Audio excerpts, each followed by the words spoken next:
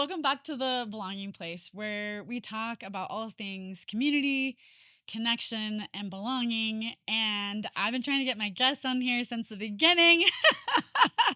Welcome to the Yay! show, Thank you. Jason Clawson. And let's just kick it off with if you remember our meet cute, which is a fancy word for like the first time we met. I have no idea, Kylie. Go I back think as far as you can. it's like been intertwined back and forth, Okay, and like initially, can you? I can't either, but I can I c- kind of get closer, maybe to like. maybe get my memory going there. Well, I think the earliest memory I have of you is river rafting Okay. with Okay. you, and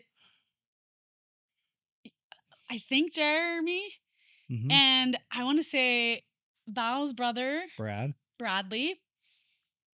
I think that's the earliest memory I have. Do you remember river rafting with me in that group? No, it's okay. Okay. But I've heard my brother and Brad tell stories about you where they're like, "Hey, this girl came on the river Maybe and she goes, "Can I float? Can I jump in here with my jacket and float down Big Kahuna?" And you're like, "Yeah." And she just jumped in and did it. And we're like, "Who is this girl?" that is me. Okay, so maybe you weren't on the rafting trip. No, I wasn't. Okay. But it's gotta be Bradley. It's gotta be Brad. I think Or that your is our sister. connection. My sister? Yeah, I think I knew your sister Chelsea. from EFY. I think that was my introduction to the family. Okay. And Okay. then there must have been a connection there with your sister. So I think It's okay. I thought that was that, but it wouldn't. And then we also share that Valerie and I went to Orem High. Yeah. The same year, I think. Okay. What year did Valerie graduate? 98. Yeah. So, okay. So I moved to Orem though and only went my senior year. So I only went my 1 year with Val. So I didn't really know her, but I knew of her. I think she would probably say this. I mean, we knew each other enough. So we have kind of like, and then I hung out with Jeremy. Yeah. Yeah. Younger brother. Uh-huh. And anyway, that's kind of our meet cute. And then you're right. It kind of like, we have been coworkers. Yes, we have. We have been friends forever and through like a lot of your life, which we're going to talk about the journey a little bit through that. Yeah. Okay. I'm going to ask this. This is a hard question for somebody like you who has lived lots of lifetimes in your life. And so I'm going to ask like sort of the elevator pitch version, but like, for people who have never met you or knew your story, like this is not where you told the whole story, but like introduce yourself, like your elevator pitch of like, I'm Jason Clawson. Wow. Yeah. No pressure here. No pressure. Elevator. Don't tell your whole life story. How long's my elevator ride? High level. You're good. You can do this, right? Okay. Jason Clawson grew up in Utah. 7 kids. And ever since I was young, I always wanted to connect and help people. And it led me on a path of coaching and working at Heritage, a residential treatment center, where I connected with adolescents that were struggling, and I found my passion. And it led me to explore going into therapy, which I'm a clinical therapist. I work in addiction recovery. I work in grief. I work with anxiety. You name it. I think I've helped many people. Mm-hmm. And over the years, I've loved my passion of helping people. And it's a way of connecting. It's a way of being present. Sitting in their pain with them is just an incredible experience. And we get to do that on a regular basis. And up until about 6 years ago, I felt like I was on this path of awesomeness. And I had this picture of what life was going to be like. And I was out of the slump of graduating and getting the hours and in a job that I really enjoyed in the way I like to do therapy. And then all of a sudden we get a phone call and or my wife comes to me and says, I got a lump in my stomach. I don't know what's going on. And that experience began to change my life forever. The before and after. Mm-hmm. Mm-hmm. Yeah, I'm going to pause because I actually want to dig into the story, but we have a very similar thing that drove us to like do the work. Uh-huh. I didn't work at Heritage, but I worked at La Europa when Mm-hmm. before I was a therapist. I was a direct care staff, Okay. and that's my introduction to like Sure. residential. Yeah. I don't know if you knew that, but and I took a long time to figure out what I wanted to be. So I did not land in like being a therapist pretty early. I graduated when I was 30. Mm-hmm. Um, but I wanted to work with teens, which is kind of where we both started, and like just like work with the at the time I just called them the punk kids. I like the punk kids. I just wanted to I think we both have this love for, and not everybody does, right? For Yeah. like the Yeah. kid who's gonna put the hoodie over their head or say they're not interested because we both know also that inside their hearts are just so moldable and teachable and lovable, right? Like the ability to um have an opportunity to sit in sacred spaces with kids Oh yeah. is, to me at least, very different than with adults because they've got a whole lot of life to live. They're not so stuck in their ways, no Mm-hmm. matter how bad they feel like their circumstances. And when they come to you, there's a lot of redemption left. There's a lot of life to turn. There's turning points, right? Um, okay, so I am actually going to start us off because this your whole journey to me is equal parts like devastating and equal parts like uh I don't know, that's not equal parts. Mostly devastating and a lot of like rising phoenix. Like a lot of good you're putting in the world out of like things that you haven't been able to control. Yeah. You also have this crazy, I would say, amazing, epic, I would even say love story. So much so that like in People magazine love story, right? Yeah. This is not a thing that everybody gets. Like, so I'm calling you out. You don't have to call you out, but it's like the story of redeeming love, I guess you could say. And as somebody who's also just like been kind of entrenched in grief, different than your grief, but like and at a younger age, I did an episode I think it's like episode 22 that's just me on this podcast, and the whole podcast was grief. I don't know if you know this, but I named like 17 different types of grief just to be able to talk about to people how many types of grief there are besides Awesome. loss of life. Yeah. Yeah. But I also talk about this idea of like no matter how much good or no matter how much whatever there like grief sort of sits with you, and how you decide to like look at it, hold it, be around it. And you have kind of through it seems like most recently in your career are doing a lot of focus on grief and helping people walk through that journey. Part of Yeah. that is because the story you're going to tell us about like how you came by that naturally and empathetically. But I'm going to read you a quote Okay. to start off this journey. Let's do I it. don't know if you've heard of this book at all. It's called The Lesson.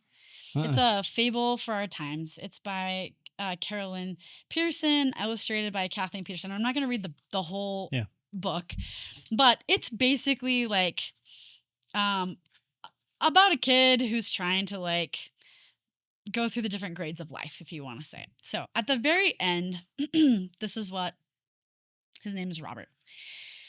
One day, when Robert was a very old man and sometimes dozed off in the classroom, the teacher startled him by saying, "Robert, if your body had 3 heart attacks and 1 missing kidney, and you got weaker and weaker until you could hardly breathe, how much would you have loved and would remember?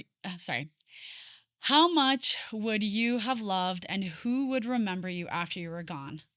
Robert swallowed hard and sat up, straight at his desk, and worked on it.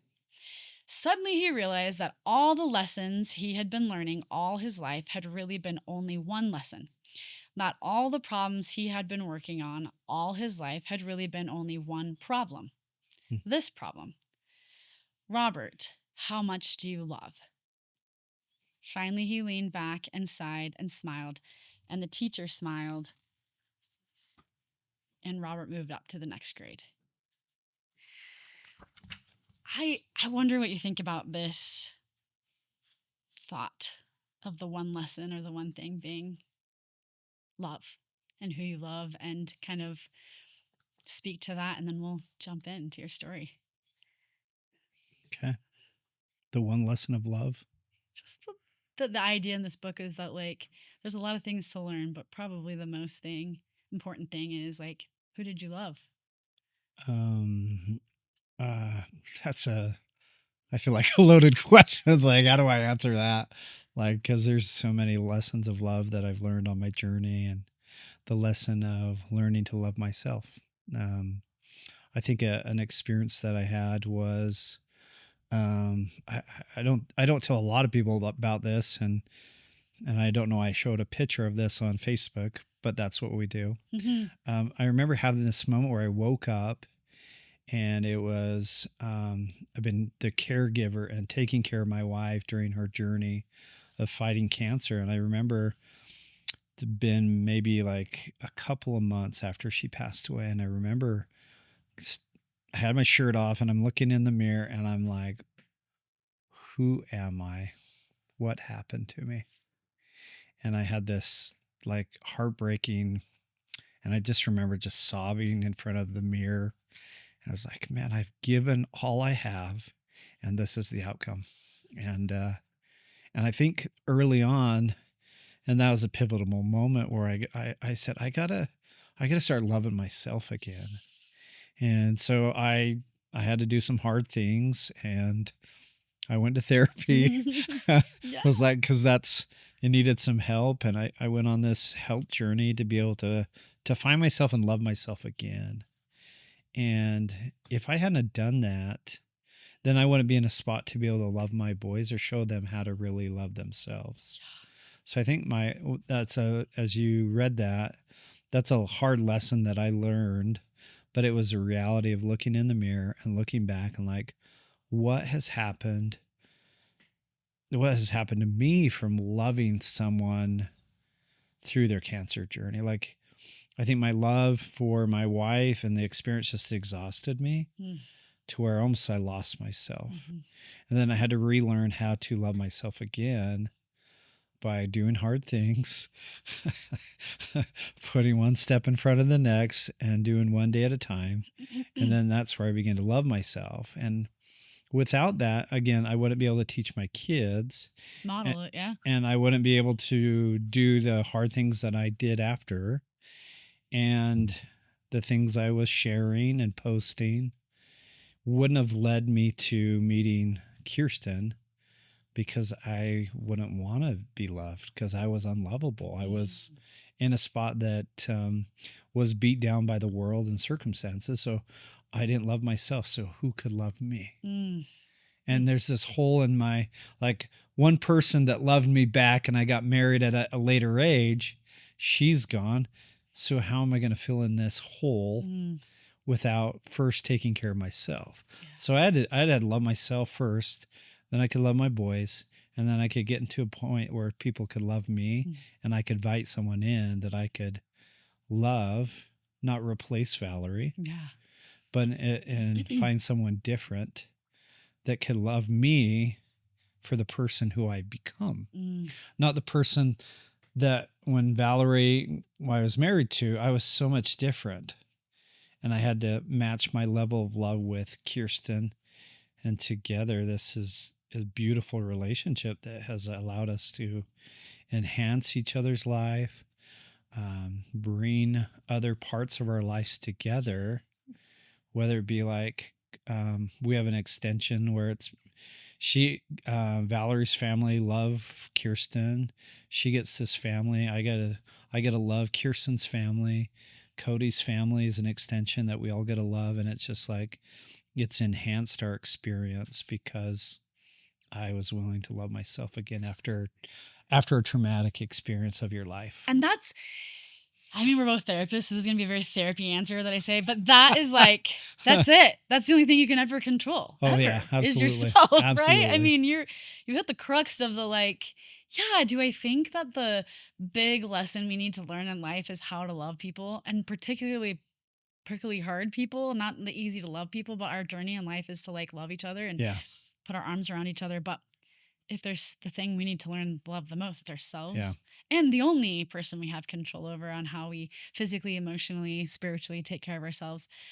I'm excited to talk about some of the things I've watched as a friend. Yeah. You do that. But let's, for those who don't really know the journey, let's go back to where you said you got the call.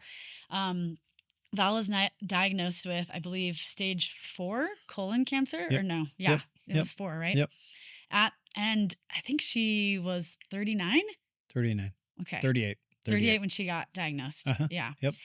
Um, I want to say this before we get on the journey because I don't want to interrupt you, but that diagnosis, because my family has colon cancer in it, Mm. history, was so shocking to my like soul.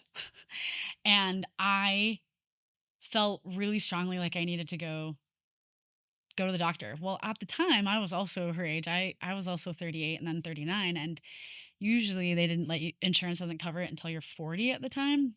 But if you have family history, they'll make an exception. Yeah. And the doctor was kind of, the people at the place that I went were kind of like poo-pooing me, like, who are you and who do you know?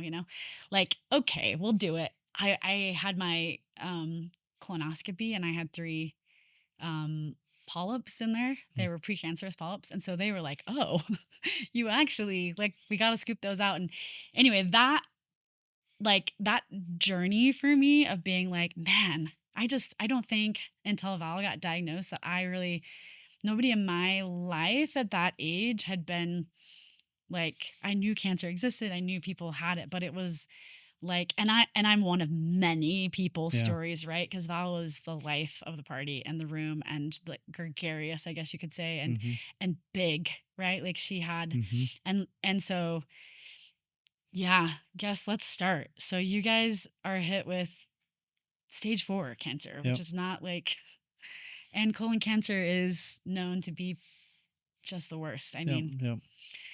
Yeah. No warning signs, no history. It's just like, Jason, I'm sorry, you got stage 4 colon cancer.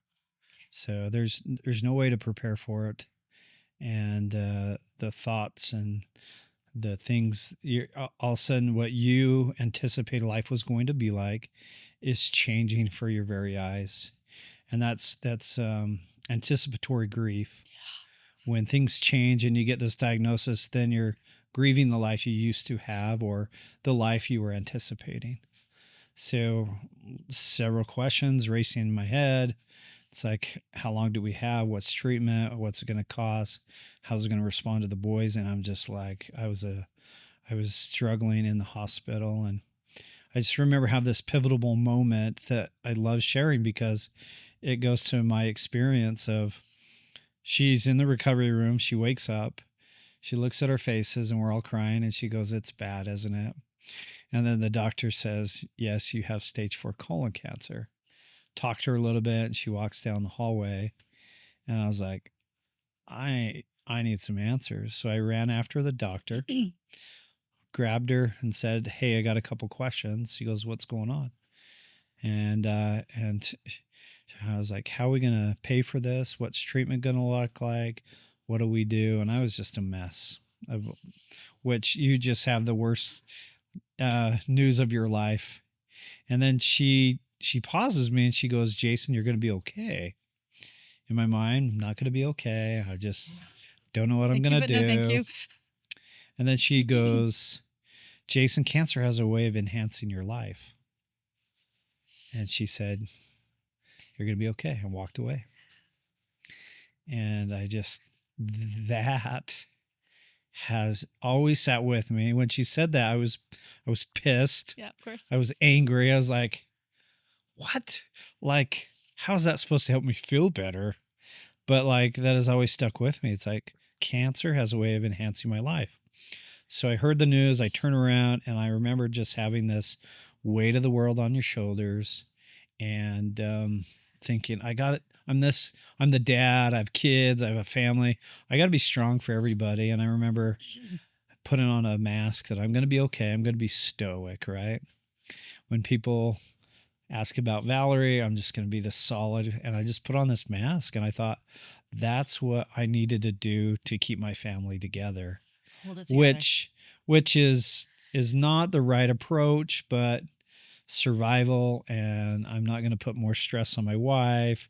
It's just what you do. I'm going to carry it so that other people don't have to. Yeah. So I just remember having many moments where, so we left the hospital and we drove right to my parents' house, and that's where we set up shop.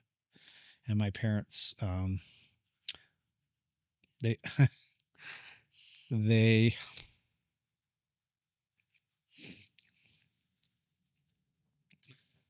they moved their bedroom downstairs. So that we could be in their bed. And said, whatever you need is here. So we set up shop. And I remember Valerie was in the room. The boys were in another room. And I would get her fed and bathed and tucked in. And then my boys, I get them tucked in, fed. And then I would lay on the couch. And I would just, I'll be on my phone. And I would just, that's where I could take off my mask. And I'd just cry. And then I would just fall asleep.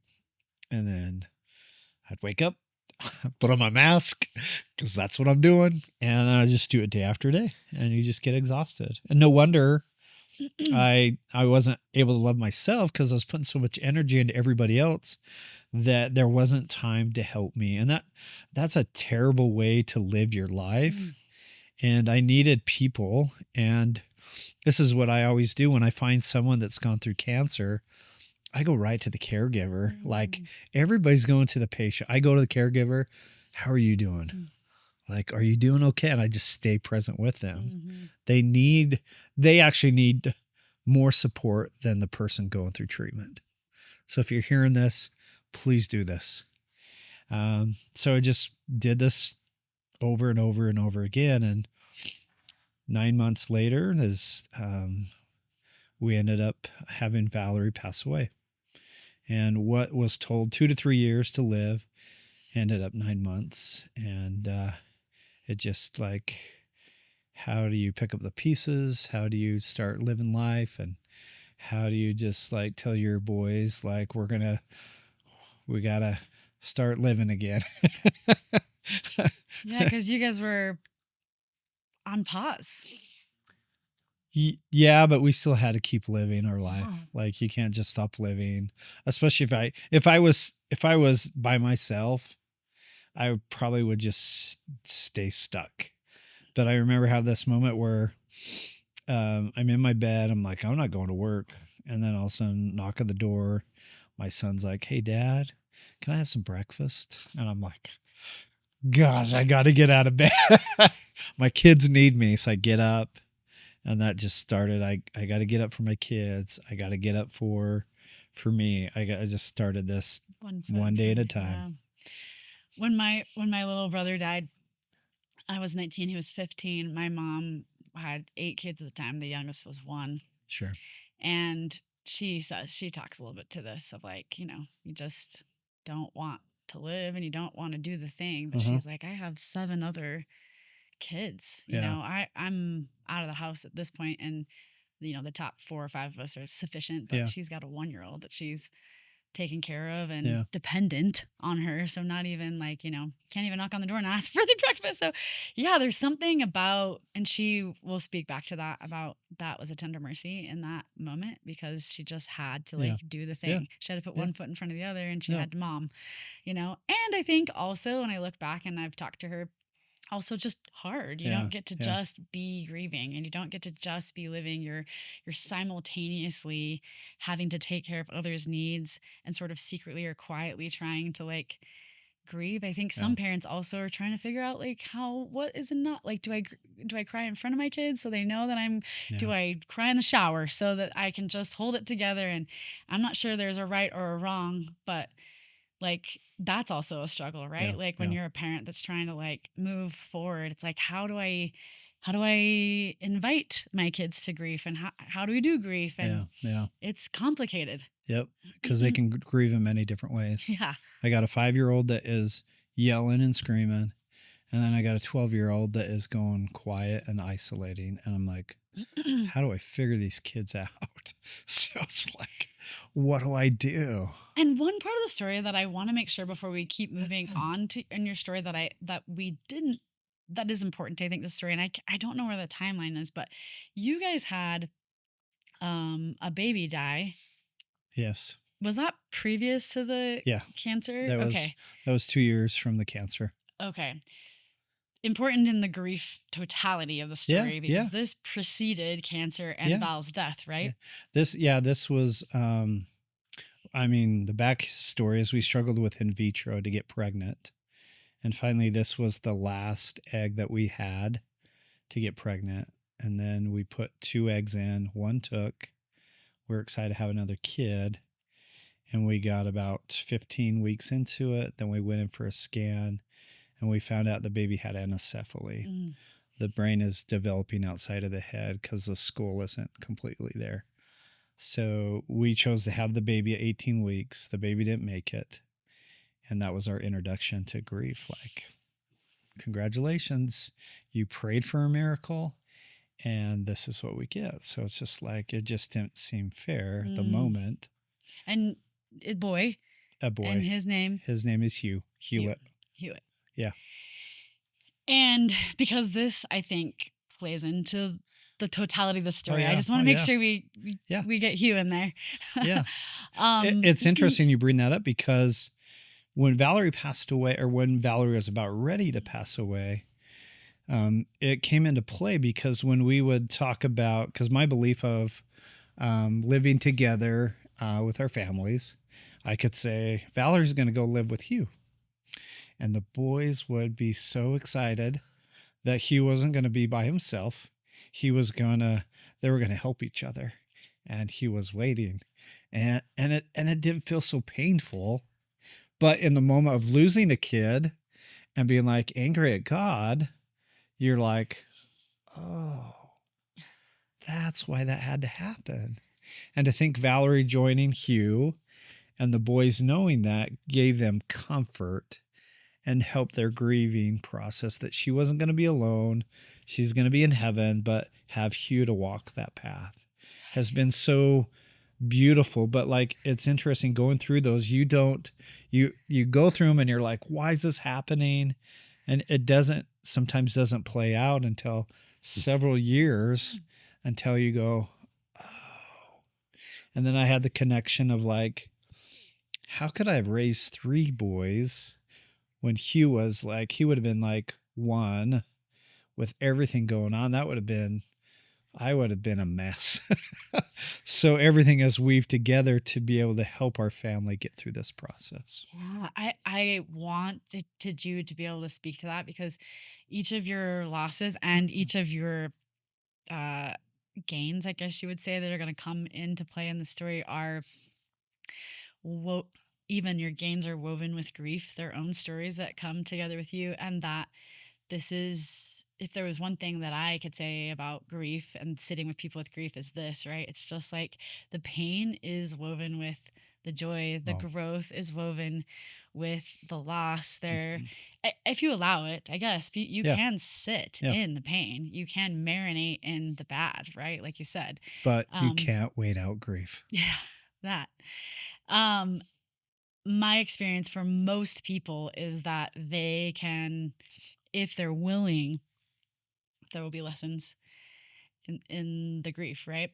I want to say, before we get to the next part of your story, because there's a side-by-side happening with you and Kirsten. Like, you're having your own story and she's having her own story. She's not here with us today, but before we get to can you maybe just briefly talk about like her side story that's also happening? This is a person you don't know that doesn't exist in your world. I have no idea. But to bring us up together, I think, will you talk about her? Yeah, Kirsten, she, where do I start?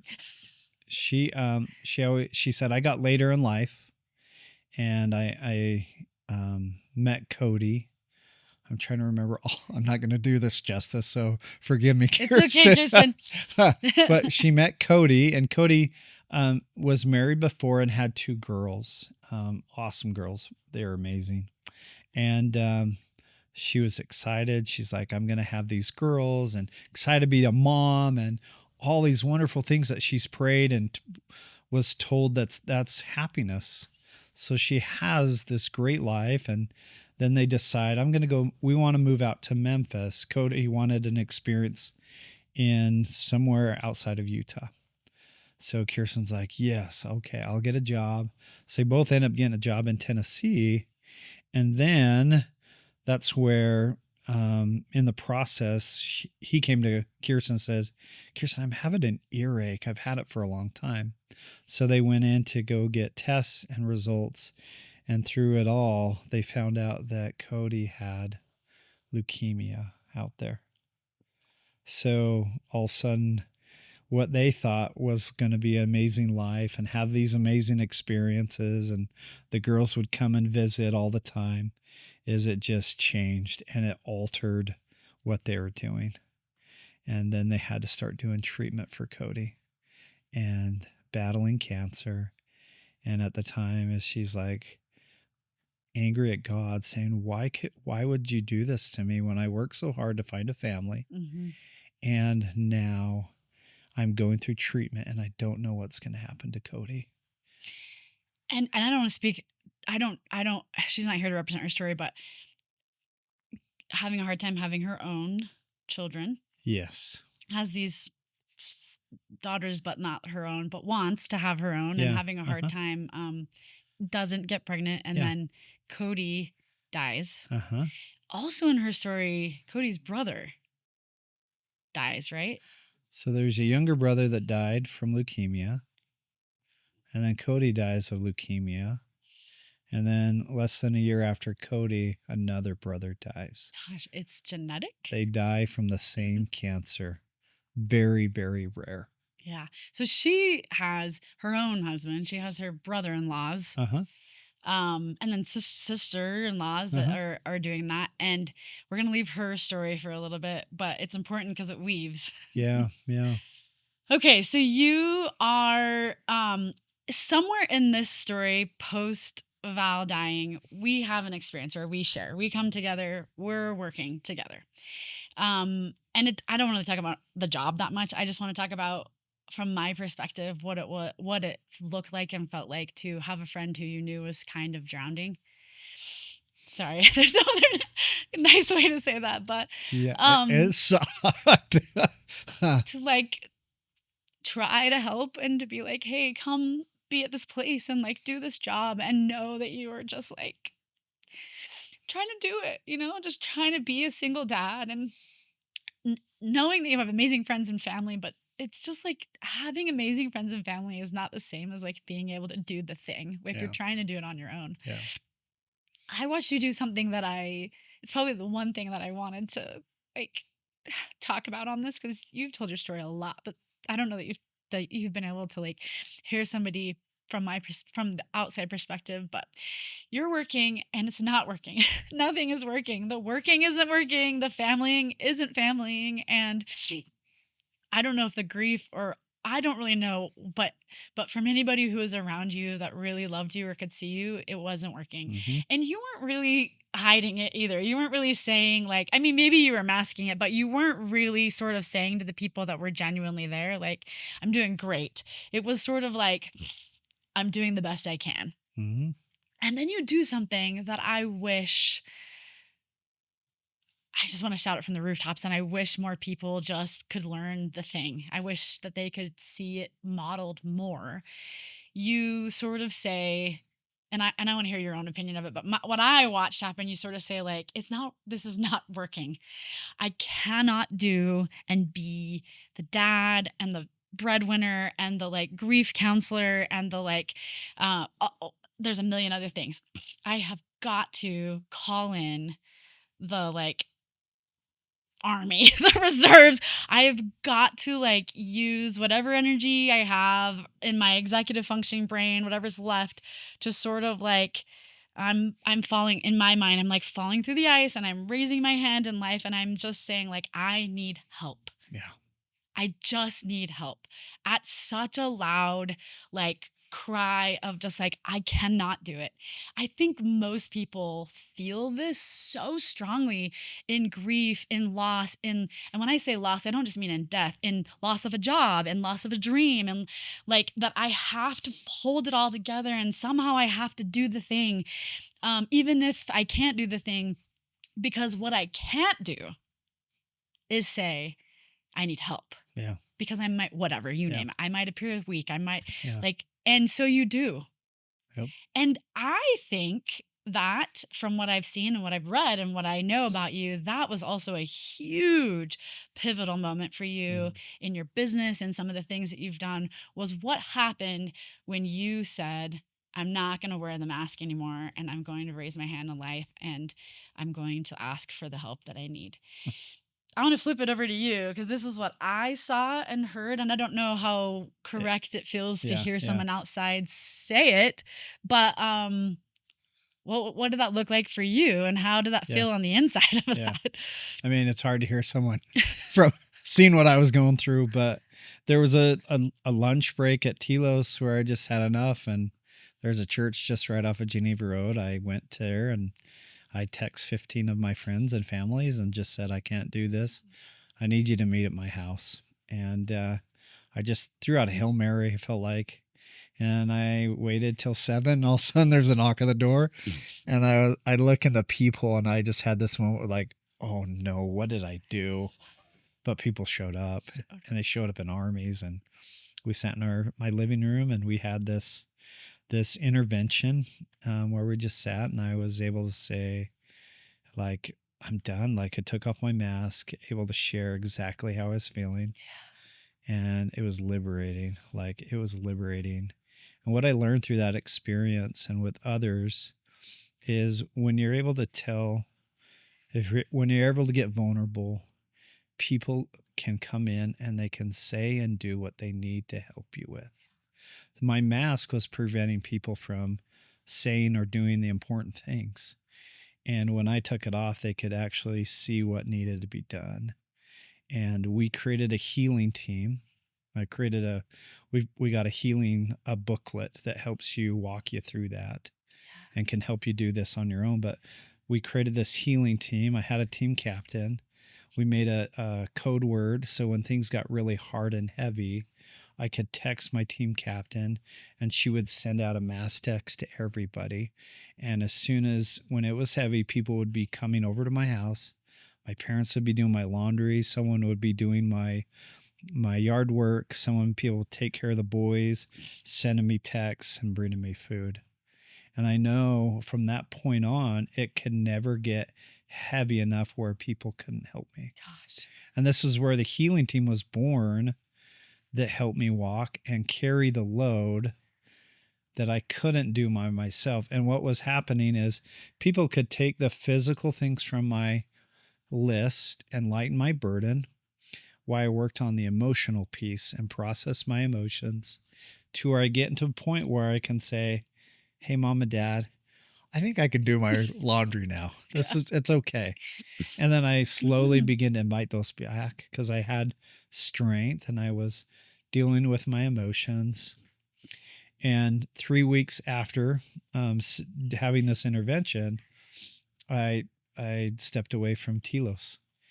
And I remember having this pivotal moment with my boys where I sat down at the table and I said, boys, I'm quitting my job. And they're like, Yeah. I'm like, it's okay. And I said, I want to create a bucket list of stuff that we can do together as a family. So we made this bucket list of stuff that we wanted to work on. And they were things that were going to emotionally make memories, but also tie them to Valerie so that we can continue to heal, but also have these new memories that were sustainable and making us happy. Because what we were living on are sad and when you relive those sad, happy memories, they bring sad and happy emotions. And we were just a mess. And so I was like, as a dad, we need to have those so we can be happy again. Yeah. And we can have those experiences because we don't have to be sad all the time. Yeah. And we went on this amazing journey of having these experiences together that the boys still talk about. And it's just like, I think that is one moment as a dad that I'm really proud of, that I did the hard thing to sacrifice and help my boys get better. Yeah, I couldn't have been more like proud as a friend. I was just like a colleague for a minute. I mean, I feel like I'm a colleague in life because we're both therapists, right? Yeah. But like, I couldn't have been cheering more on the sidelines of like, yeah, I I had no doubt, and I know I'm not in the conversation, but there's so many stresses. There's so many bills. There's so much money. There's so much stuff. And on your own, it's just like impossible to do all the things, right? Yeah. You bring in the team and like you said, then you're able to really stop, right? Stop the job temporarily Yeah. working Yeah. and really focus in, which I think is scary. Like you said, even the boys, their eyes, people listening are probably like, whoa, how do you, in the middle of all of that, like, um, then you double down on the most important thing, knowing that like you're not going to go hungry and you're not going to go, Mm-hmm. you know, homeless. You've got enough people around you that are Yep. not going to let it happen. You've Yep. sort of woven a safety net Yeah. around you and your boys, which I'm speaking out loud because I want people to hear this. This is the way that you can't think sometimes out of your problems. Mm. You can't think your way out of how to Yeah. solve the scarcity or like the gift you give yourself when you are vulnerable and you invite people into the circle, is that you weave a safety net, right? Yeah. Like they Absolutely. will help you even if it seems impossible. And once you know that, like once you knew, okay, I have a team. Mm-hmm. So my Maslow's hierarchy of needs, at least, right, will be covered. Yep. Then you can do all these other things. You can create many of the projects and the things that you've done. You can look back and you can help people. You can stand from that place and move forward, which is the next part of your story. So you and the boys are breathing again and you're creating some memories Mm-hmm. and I can't remember, is this where there was the sunshine box? Uh-huh. Yeah. Okay. Yeah. Okay, so tell us about the sunshine box. So on the bucket list was create a lemonade stand, and we were going to raise money to create a yellow sunshine baskets to be able to deliver to people. Mm-hmm. And we set up a lemonade I stand, love this so much. and it was during COVID. I'm pretty proud of it. And all of a sudden, people were I'm watching my Venmo, watching people come by. I'm like, what is happening? And by the time this 2-hour lemonade stand got done, we raised $1,500. And then Cooper goes, Dad, we're rich. Let's keep doing lemonade stand. I'm like, this isn't the purpose. Yeah. So I just went and bought a bunch of this yellow stuff, and I just said, we're going to make more baskets. And I went over to the church group, the young women's group, and I said, can you put these together? Because I'm a dude. And so they put all these baskets So cute. together. And then I'm like, now what? Like, so I throw it out on Facebook. Hey, we have these sunshine baskets. If you know anybody that's going through cancer, you lost a loved one, going through a hard one, let me know. All of a sudden, people just started saying, I got someone, I got someone. So we would take these baskets and we would go in people's, I remember going the first one, I'm driving there and I'm going, what are we doing?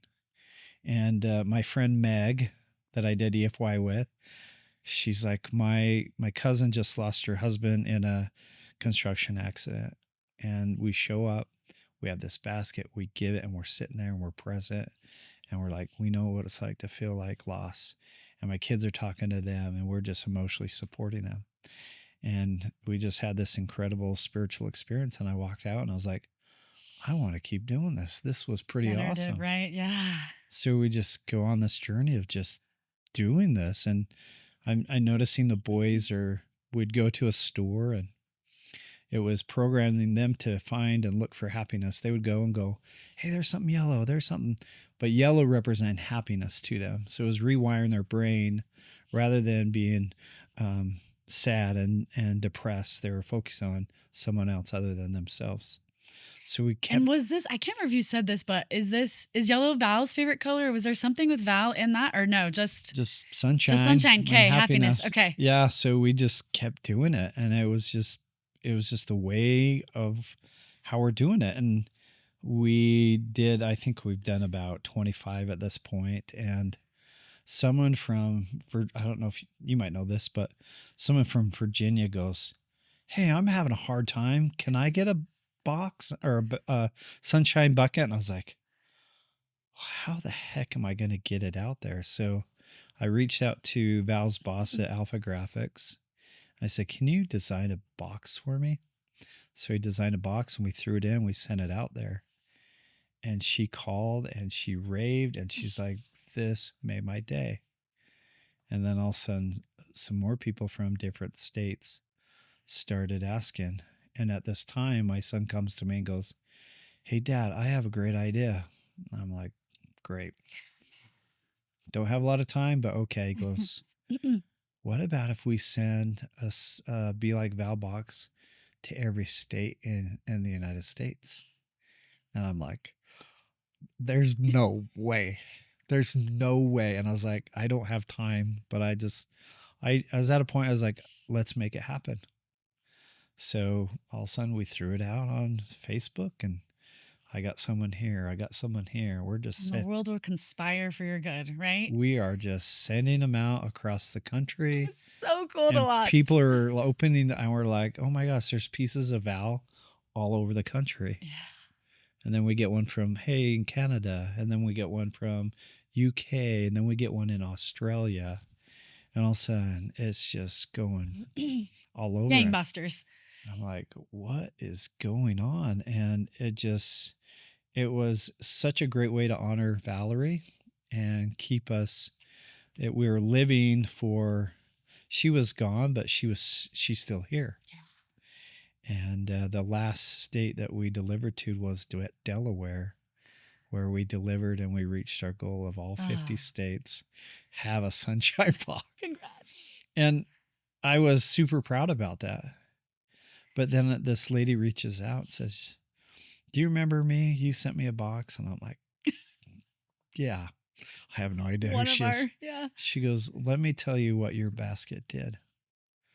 She said, your basket inspired me. And now I have delivered 300 bags to people in need. I fill up these bags and I pass them off when one of my loved ones have passed away.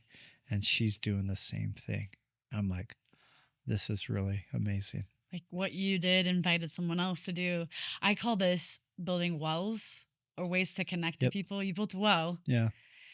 In 50 states plus. Yeah. And then someone sees, like, if they can do that, and if I'm benefited by that, I can do something in the way that I want to do it. And it's like the best feeling ever, right? So as we're doing this, I'm posting on Facebook and I'm part of a widows community, LDS widows community, and I'm sharing the story because I feel like it's really important to share and it gives something to cheer for. Yeah. And Kirsten is a member, so she's just watching this. I'm known in she's a member in the widow group. Yeah, I'm known in the community as they don't know my name, but they know I'm the sunshine guy. That's my nickname. Go to conferences. Oh, you're the sunshine guy. Sunshine guy was awesome. But she's silent, just watching this. Hey, this guy's. Had you spoken at this point? No. Okay. Okay. So she's watching the sunshine guy. She's participating in conferences and she's watching it and she has this group and she's like, what do you think of the sunshine guy? And she's like, oh, he's pretty cool. He's doing amazing stuff. I love what he's doing. And at the same time, her sister, my name pops up in her feed and she sees what we're doing. And she's like, I think she sent it to Kirsten, goes, this would be a really cool guy for you to connect with. Hasn't met me or anything. Okay. So two places. Two places. Okay. So, I don't know how much time from then. All of a sudden where I get on Mutual, which is another story. My son helped me do my profile. Okay. So I'm okay with that. From a very special story where he told me I needed to start dating because we needed a mom. Okay. And that's pretty powerful. And what an invitation. That's the best invitation there is for he got me next steps. Yeah, to get a profile, and eventually we matched on Mutual, and we're like, wait a minute. Okay. Had you known of her before that? Had you seen or like had anything popped out in Widow's group? I've commented on a couple of her posts. Okay, but it wasn't really front of face. It was just like, okay, so you match. She obviously had been shared you from her sister. Uh-huh. Okay. And we start texting, and the it's weird these days. So So I'm weird. so old school. I just Yeah. go, can I just call you? Which And I called this is her how it should go. and we talked for 3 hours the very first time. And then it just, every day was communication. It just built and we just talked. And I think because of what we've been through, it allowed us to go into a more emotional and a deeper spot quicker. Way deeper, right? And we were asking really hard questions, and it just really strengthened and really enhanced our relationship really quickly. Yeah, I think a lot of people that would see your story would wonder, and so I'm going to ask this. You both have spouses that you love that have passed, and now you're entering another relationship, and that seems complicated. Yeah, it does. I don't have a question in there, but like, um, that adds to sort of like beauty and ashes, I guess is what we call this. There's like a new relationship, but you're bringing in, both of you have um, partners and Family. families Yeah. and kids. And Uh-huh. so it's not like you're just like, let's date, Yeah. It's like a whole, Yeah. and maybe that does help it get deeper faster too. There's just like, you can't dance around any of it. It's just like, here's the thing. Yeah, there's layers. Yeah. That you have to be like. Our first was, how are the boys going to respond? And we were very sensitive of them trying to feel like we're replacing Valerie, being respectful, and just try to introduce them at the right time. Mm. So it took a while. And then I talked to Boston and he goes, Dad, she's your girlfriend, right? And I go, yeah. He goes, then just bring her over for watch conference. Yeah. I'm like, okay. And what I realized, my boys were farther than along than we give them credit. Mm.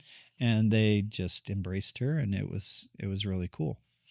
And then it's like, okay, now next introduce them to this family and this family. And it takes a little bit, but I think for our situation and what we've done before we met and in why we've been married, the biggest thing that's really helped strengthen our relationship is we still honor our spouses. Yeah.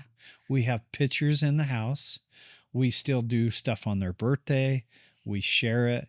And the other families of our spouses that passed away see that, and it brings everybody closer together because we still continue to honor them and keep them alive in our family. Yeah, I want to say not just family, because Val, I can't speak to Kirsten's side because I don't really know her and her family, but I can sort of speak to like Val's side. There's like a whole belonging place that loves Val, Yeah. friends and Yeah. neighbors and coworkers and beyond family, Yeah. right? So to see her remembered and celebrated and keeps her spirit, so it's generative. And not always how it works, right? People don't, it's not like, oh, we both had spouse that died, so we're going to grieve the same and we're going to celebrate our spouses the same. Yeah. It's a lot of, I'm guessing, and you can maybe speak a little bit to this, but it's a lot of good communication, Yeah. a lot of seeking to understand, a lot of vulnerability. Yep. I'll let you speak to it and I'll stop. It's not easy. Yeah. It's not easy, no matter how happy and how welcoming a family. There is always things that come up. There's always a dynamic that brings up different emotions. Why aren't we doing this? That you have to work through, but you have to communicate. Got to be willing to be vulnerable to talk through that. If not, and assume it's going to be complicated and it's going to be a ripple effect where someone will be upset, and it takes a while for them to come back in. And timing, right? Like you guys are married to each other. You have these two spouses there. Sometimes some people just want to focus on the actual relationship. Sometimes the other person is still grieving, or there's, I imagine, moments in time that like are really bring out either Cody or Valerie loss still, right? And that can be complicated when you're in a newly married or you're a couple years in, it's like, how do you honor both? How do you, Yeah. I, I, I feel like you guys have been pretty good about sharing your story, which isn't like the perfect how to do it, but it's like real and raw and vulnerable. Yeah. And I think that's what's allowed us to get so much support and work through that. As we share our story, we're open, we're transparent. and what we get in return is just so beneficial, whether it be helping another person or inviting the people in to help us or the people we want in our circle by being vulnerable. Yeah. That's the gift of vulnerability. Yeah. If we keep it to ourselves, it doesn't do any good, and we don't get any medals for holding on to our stories. It's true. So I always say and I tell my clients this is my experience is a gift. If you want to know, I will share with you if it will help you. So I welcome that, and I give them the gift to ask anything about my story. Yeah. I actually had a client that said, "Tell me about my story." And by sharing today specifically, it unlocked his opportunity to communicate and connect with his kids deeper. Oh, I love that. I was worried as a therapist for a long time in my career about, they tell you a lot about not Yeah. talking about yourself. But I had been doing lots of grief groups at this time in my career, and I really wanted to incorporate or talk about or somehow contribute in a way that wasn't just like I'm a therapist, but that I have experienced some deep grief. And I got permission from my boss at the clinical director at the time, and my bunch of teenagers. We loaded in a van. We took them on a field trip. They didn't know where we were going, but where we were going was to the tree that we planted in memory of my brother. That had started pretty small and had grown into this big, amazing tree. And we did grief group under the tree. And the whole time they were like, what are we doing here? And I was able to tell them about the tree at the end of grief group, and they wrote messages to the people that they had lost, and they hung them on the tree. And it was so powerful to interweave people's stories of loss in a visual way, and on the tree that was in memory of my brother, the generativeness. I am just saying, yes, I think that, the podcast, The Belonging Place, is literally for people to tell their story. It's a platform for people to come and tell their stories, because I believe that's the strongest thing that connects us to each other and opens up ideas and opportunities, and sort of is permission giving, if not normalizing, for other people to be like, okay, I'm not alone. Their situations may be different than mine, but there's ways to, I feel like when grief happens, and again, not just death, right? There's lots of ways. A bomb goes off, and there's shrapnel, and there's stuff all over. And it's really hard to think in any situation like that, thinking, right? But your physical body does a lot of grieving before your brain can sort of do it. And to be able to help people formulate or give them some tools, which you've spent a bunch of your career in the last how many years being how can we help? Grief is complicated and we can't really tell you how to do it, but how can we help you? Here's what worked for us. So we're going to put this thing together, this pamphlet or this box or this. It's one of the things I've loved watching about you. It's taking your grief and not necessarily saying this is how anybody else should do it, but here's some tools that you can, when you're sort of in the middle of your mess, that you can sort of have or look at or help your brain to focus on, or a plan or a path, which a lot of people want and need. And most of their friends and family don't know how to help them either, right? People helping people in pain is rough and messy, right? So I have loved watching you I've loved watching you sit down and kind of be like, how can we help ease some of that? Or how can we create a path, if not ease? How has that been for you? It's been a journey. I wish I could say it's been incredible, but it's been hard. The truth, right? It's been hard. And it's been good because we've created this healing team workbook that we went shared at a conference, and we went back the next year, and people are like, we incorporate it, we use it, it's amazing. I'm like, yes. And then on the other side, where we have this Instagram that has over 100,000 followers, and me and Kirsten have put a lot of time with resources and books and a self-guided grief program, and we don't get a lot of people buying it and using it. It's just there's all these tools, but people aren't connecting to the tools. And that's the hard part. It's how do we connect and help people that are grief? And some people, there's so many people on different levels. So it's really hard to help the people that need help and try to meet them on their level. So that's the hard part. That's the honest truth, Yeah, yeah. where we're putting so much time and effort into the Instagram, and it's like feels like a hobby. Like you're screaming into the void. Yeah. Because we're not getting anything in return other than we're just passionate about grief, but we also have to manage our lives and what we're doing. So there's the honest dynamic of helping people. We love people that will invite us in to share our stories, to be able to introduce us to clients, to be able to teach them in their workspace about grief. We love that because people are actively taking it, but you can only help people if they're willing to help. Yeah, and I want to speak to that just briefly. I wrote a book years ago for singles. It's very niche, LDS singles, and I knew I was never going to get it into the hands of the singles. They're not going to go in the store and buy it. Huh. What I knew was, I can't remember the actual name they call it, but was that like moms were going to buy it for their kids Yeah. or people. I guess I want to shout out while we're sitting here. There are a lot of times people that are watching people drowning or in grief, and they don't know what to do. And they feel like all roads, all touch is bad and all things. And sometimes I want to say, well, not sometimes. I want to invite people. It's really hard for people who are drowning to like go and find tools and spend money on it because they don't even know up from down. But it's not hard for you around to go and find what I would call kind of evidence based, if you can. People that sort of, you're not just somebody who's grieved, you're somebody who has married somebody who's also grieved, but you're also a therapist. So you have some good clinical background, and for people to be able to say like, okay, I don't know if this is going to help or not, but I don't know that it's going to do any damage.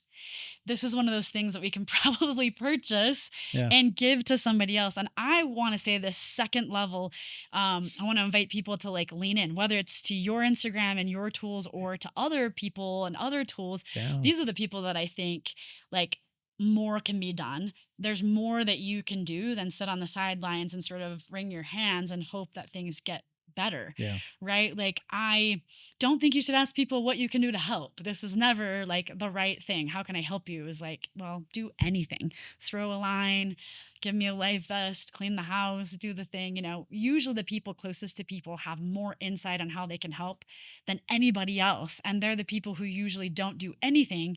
And there's so much loneliness in that from other people. And part of that is a mask if you're telling people you're okay. And part of that is people lovingly, I feel like, need to just do the thing. They Yeah. need to say to somebody like, I'm just going to come. I'm going to do your laundry, or I'm going to do the thing, or here is a book that isn't just something that I think you are like, it's going to be helpful, but like it's from two people who have had great loss. Yeah.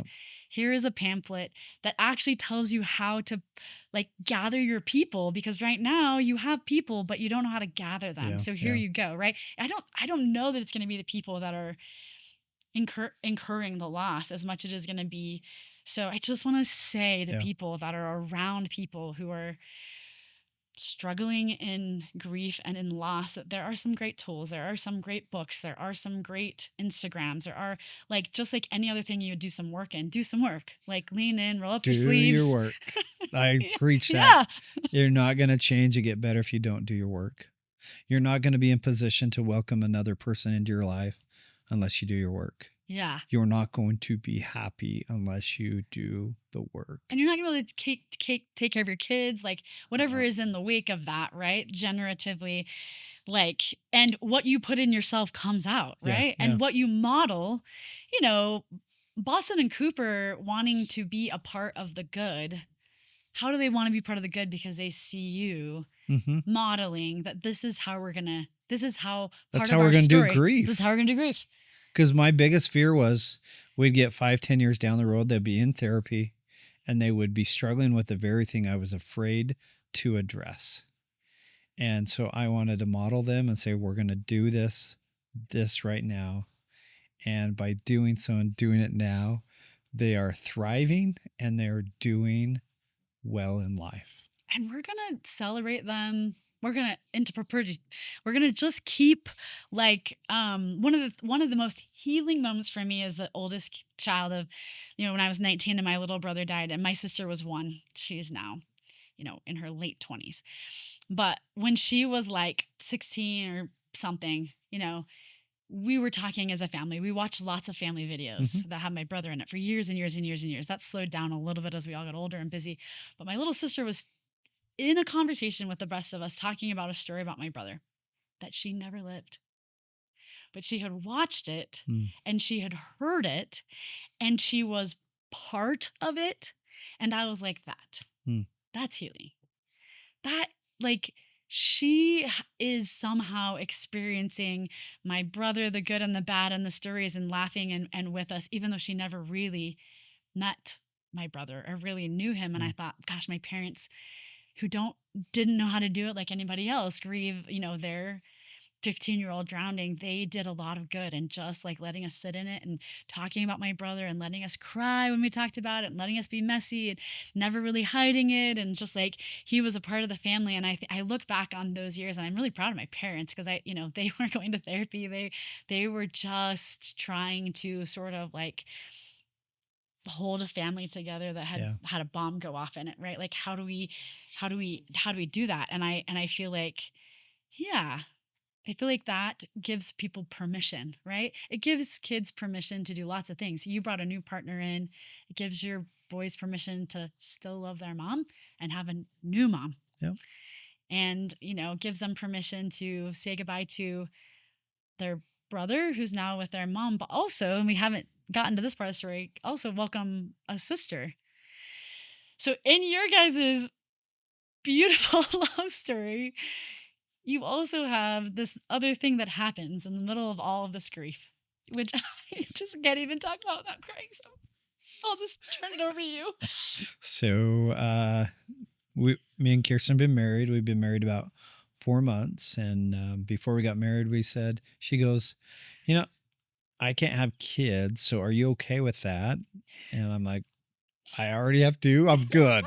I'm good. And I think Kirsten was struggling again because she had these two girls that were in her life. But when she lost Cody, she lost a lot of contact with the girls.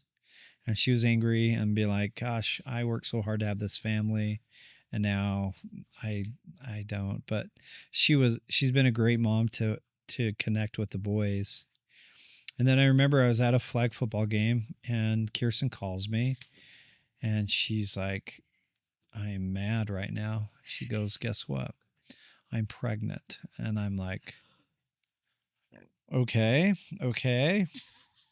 And she's mad. So I'm like, what can I do? She goes, I'm just mad. And to understand Kirsten, that she was told she'd never have kids. And then she's had Cody and she lost Cody. Her fear was, and she's had a couple of miscarriages. Her fear was, I'm going to go through the grief process again if I lose that. So she was like, I don't want to go through this again. So there was this anger and this reservation of telling and being excited. Right. And so we didn't tell anybody until we did the tests and we did all this stuff to make sure there was a good chance a baby was going to come. Healthy baby. So obviously we did this announcement on Instagram and this amazing miracle baby showed up into our life, and her name is Macy. And it's been incredible to see Kirsten give her the opportunity to be a mom for the first time when she has gone through what she has, and all of a sudden this beautiful mom gets to be a mom to this sweet little girl, and the boys get to be able to be a big brother. And one of the special moments was I came home from work one day and Coop's on the couch and he's crying. And we're like, what's the matter, buddy? And he goes, I never thought I'd be a big brother. And we just cried. And it's like, as hard as our life was, welcoming this little girl in our family has brought our families closer together and more complete. And it's not like Jason and the boys and Kirsten. It's really, we are yoked together because of this little baby girl. And who would have thought of that? And bringing, I mean, we envisioned us coming together, but who would have thought with a baby girl that was she was told she would never have kids, which is a Right. miracle. Yeah. And all of a sudden, we have this baby girl that just is perfect into our family. The boys love her. Kirsten's just like the best mom ever. Like, and she worships her, and it's just amazing part of our family now. And What about you? You spoke about everybody but you. I mean, I got to be a girl dad, and Yeah, daddy's that little girl. that's an experience where we have to do different things. Mm-mm. And Kirsten has to get on me because she's like, "You're treating him like a boy, or her like a boy." I'm like, I only do boys. sorry, that's all I know. So I gotta like allow her to do the doll things or not throw around and wrestle. And I just got to be a girl dad. And it's just amazing. And you guys manifested literally sunshine into your life. Well, what did the doctors say in the hospital? Cancer has a way of enhancing your life. And now as you look back, you're like, oh, we had to go through cancer to be able to have these many miracles to bring our family together, to be able to help many people. And that's how we belong. We belong in this space because of what we went through. We experienced it, we felt it. And then when I have clients that say, Jason, how am I going to get through this? Belonging to sitting and say, you're going to get through this. I know this. You have lived evidence of this, and right? That is such a special place to be emotionally present and available for your clients to say, I know you're going to get through this. It's so, I want to be really careful because you're really good about this. And this is why I wanted the whole story and your honesty. It would be easy for people to look at you and your story and be like, oh, it got all wrapped up in a bow. Like you got married and you found your person and you had a daughter and your son's going on a mission. And like from the outside, I think it could be like, oh, all the losses is made up. Yeah. We just know that that is not the whole story. Yeah. That is not the totality of the reality. And I guess one of the things I want to gift back to you, Jason, is that you're never putting the lipstick on the pig. I guess you're never, in my experience with you, and you're real, and you stayed really real, and you stayed really raw and really vulnerable at the expense of yourself sometimes, telling your story, right? Like about where you needed to pivot and where you needed to turn and where you needed to ask for help and where you needed to lean in and where you needed to lean out to let people do their own grieving and their own part of the story. And I think we'd be remiss, both as grief therapists, but also as people who've lived, to say that like they're entangled, right? I don't think we arrive. We don't really get to a place where like we have enough good that it sort of says like, we don't have the grief anymore. I think we can get to a place where we can use the grief or the empathy that we get from grief for good. Yeah. I think we can get to the point where we have lived experience so that we can sit with somebody. We don't even have to tell our story, but if they know we have it, they can feel it. Yeah. Like our souls, right? I recently got a text from one of my clients. He lost his wife. And he texted me and he was so excited because he said, Jason, my wife, for her birthday, we made this library that people could check out books. And over in Vineyard, there's a free library. There's a free library with a bench and a little box that he built himself to be able to celebrate his wife. Oh. And I'm like, that's what I get excited about now.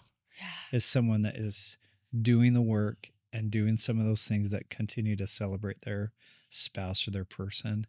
And that makes me happy. Like my life's not perfect. I still have emotional experiences. I still have breakdowns. We still have hard experiences, but it's like what we learn through that of inviting people in, being vulnerable. Hey, I need help, helps things not last as long. And we're able to, when we hear about grief or when we see someone, we can be there. We can be present. We can be like, oh my gosh, that is so relatable. Yeah. As well as teaching people how to treat people in grief. Yeah. If there's anybody out there who's sort of hasn't quite passed over to the side of where you can give back, I guess I just want to say, like, there is there is a time and a place if you do your work. Yeah. And part of the work is just like feeling your feels, right? And Mhm. doing your thing where you will be gifted an Yeah. opportunity or an invitation. And please jump through that window or that door or whatever to sit with the person Yep. that has been. I mean, I have so much evidence of this, and I know you do, of opportunities that people that have and experienced grief or loss, they get gifted an opportunity to give it back. I don't know if you remember your first one, but I remember my first one like crazy beans.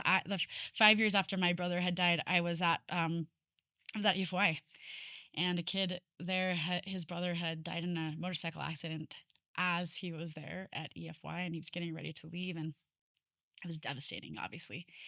A brother of his. And I hadn't really talked about my brother's death at this point that much because I had moved to a different state and not that many people knew that I'd had that loss. Unless you talk about it, this is part of the loss that hurts too, is that nobody really knew him. And so nobody really talks about him. Yeah. So I was sitting with this person, he was playing the guitar, and I was able to start to talk about my brother. And it was the first time I really talked about him, and I wasn't crying, and it wasn't about me, and it wasn't about my brother. Mm. It was about this guy Yeah. and this guy's brother. And something inside of me, like, wholly, like, fused or healed, or like, it was wild. It was like a flower just like grew inside of me. I had to almost be like, focus on the moment, because I was giving for the first time and I wasn't needing to receive. And we were talking, and I was talking about the worst parts of grief, and about the dumb things that people say at the funeral. And we were talking about all kinds of things, and he was laughing and he was crying. He was laughing. He was crying. Later, he said, like, that was so healing in the Mm. middle of this chaos, that he could cry with somebody and he could laugh with somebody, because he's like, I didn't know I could do both emotions. And I was Yep. like, yeah, this was the gift that I got at my brother's funeral. My friend called me, and she said her mom had died of cancer. And Yeah. the week of the funeral was like really hard. And she called me. And in that conversation, she said some things that made me laugh. And it was the first laugh I had done Yeah. in the grieving. And I was like, I hope someday I Yeah. get to give someone the gift of laughter in their Mm. hardest moment of their life, because there's something that like helps you to breathe in that. And it's like generative. Give So your if you're permission. hanging in there and you're not there, like, when you get your first opportunity to really share that, like, take it, jump in full arm, like, and then also like feel your own side of like, Yep. oh, this isn't about me anymore. This is a story that's going to give and Yeah. Yeah. be generative. And Yep. well, thank you so much for telling your story Of and course. being here. I have my big question I ask at the end, and that is, well, I have two questions. I'm going to circle back to the quote that I said. I think that loss of life cannot help but give us a different perspective on the temporariliness, or whatever you want to call that, that people are and things are temporary, and we don't get to have them, and we don't know how long we get to have them. And I'm wondering what that has done to you or to your story or the way you think about life or interact with people. Uh, When knowing that people can leave at any moment, or that they can get sick, or that, I mean, it alters you for the rest of your life. So you can go emotionally present with people. You treat them, you talk to them differently, you interact with them differently because you don't know. You just want to capture the moments and savor those moments. And because before I just took them for granted. And it's just like, oh, we're going to have another, you just anticipate you're going to have another day, or you're going to have another week, or life is going to be like this. But what happens if you get a call from the doctor that says your wife has cancer? What happens if your dad calls you and says, hey, mom has brain cancer? What happens if you have a baby? You never know. So it's like taking advantage, being present in the moment, and live life to the fullest so that you can live on those moments, and those moments and emotions will sustain you for a long period of time. that like woven safety net, that belonging place. Yeah. I call it Grant's gift because that was my brother's name and he died. But like, I feel like I physiologically, DNA was changed. Like, I couldn't, there's before my brother died and there's my whole life after. Yeah. And the way I look at the world and people, and it hasn't really changed. Yeah.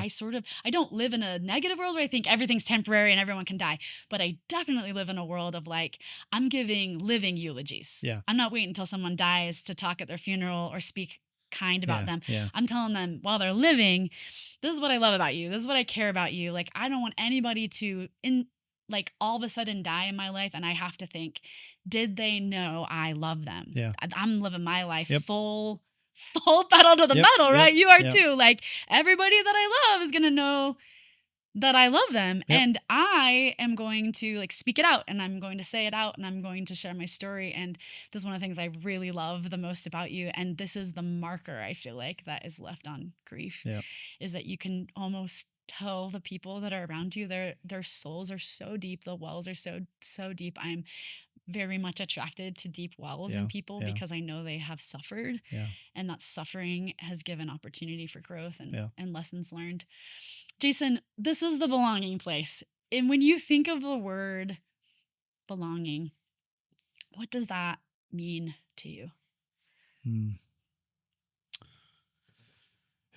Like I said before, it's when you've lived it and you can speak to someone's heart, soul to soul. That's belonging. Because what you can say, how you can sit with someone, can help heal them. Yeah. And that's what it's all about. It's that deep human connection that you belong together, or you're meant to connect together. That the opposite of grief is connection, Mm, and that leads us to belonging. yeah. Okay, so tell us where people can find your tools and all of the Yeah. stuff that's out there. The best way is on our Instagram. It's Light After Grief. Me and my wife started it about a year ago, and it's really about resources and tools. And there's free stuff. There's books and resources. You can find connections. People have found us to help me with them, with therapy, with coaching, and that's the best way to get a hold of us. Yeah. We'll put that in the liner notes. I don't know if you know this, but I gave a big shout out to you guys in my grief podcast that I did, episode 22. You're one of the resources that I put on there. So if you're looking for resources, and I mostly am saying if you're around somebody Uh-huh. who needs some resources, please go and look at that. And Jason, thank you so much. Thanks. I appreciate your time. Thank you.